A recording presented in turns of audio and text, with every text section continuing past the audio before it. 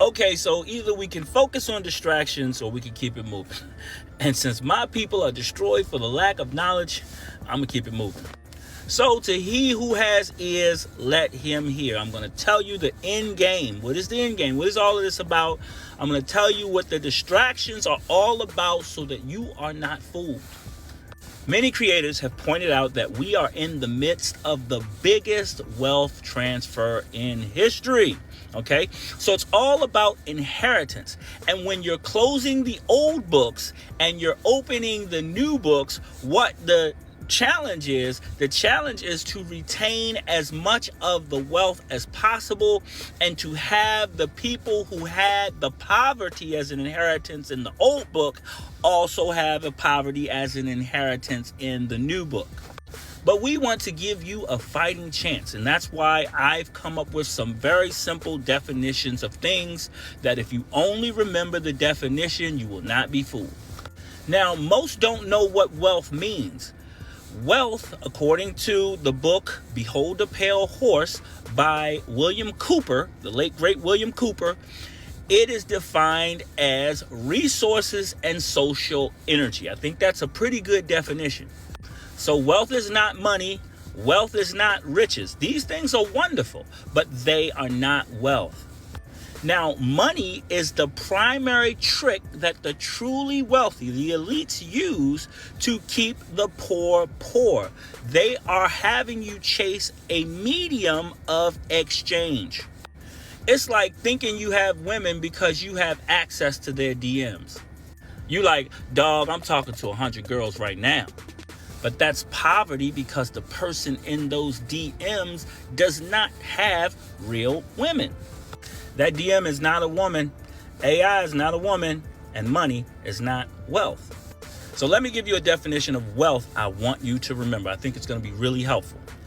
Wealth is anything that has value when money no longer has any value. So if the dollar were to collapse today, what would still have value? That's wealth. So if you have a garden and you're growing apples, then the man at the gas station will say, hey, I can give you some gas for those apples. You have wealth. So if you want to get a pen and a paper, I've listed the 10 things that constitute real wealth. And I'm going to tell you why this is important after I list these 10 things. Number 1, family. Number 2, legacy. Number 3, safety and security. Number 4, information and know-how. Number 5, resources. Number 6, land. Number 7, property. Number 8, ability to manufacture. Number 9, talent. Number 10, reputation. Now, the dollar is bolstered on the full faith and confidence of the United States of America. But the rest of the world is getting tired of that.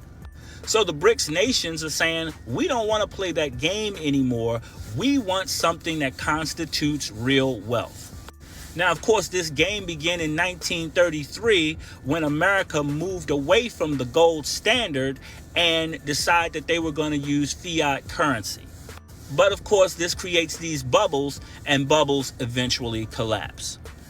So if and when this bubble collapses and the global marketplace doesn't care about your money, what do you have that constitutes real wealth? Now, people who don't have anything will continue to act poorly, and poverty of mind eventually creates poverty of spirit. So it doesn't matter how much money a person has. If a person has poverty of mind and a lack of wealth consciousness, I just listed what real wealth is, then that person is going to act poorly. Now, of course, we have a lot of bread and circus in America that is designed to distract us and to have us looking at something and thinking it's wealth.